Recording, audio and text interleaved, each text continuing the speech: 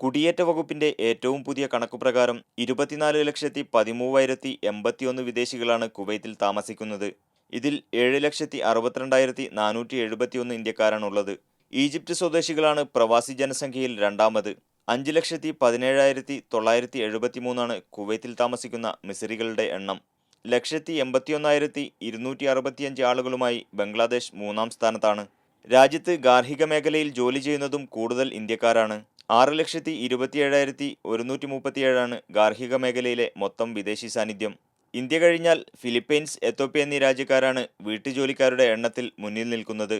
ഈ വർഷം ആദ്യ 6 മാസത്തിനിടെ 2,45,313 തൊഴിൽ പെർമിറ്റുകളും 3,41,143 സന്ദർശന വിസകളും വിതരണം ചെയ്തതായി കുടിയേറ്റ വിഭാഗം അറിയിച്ചു.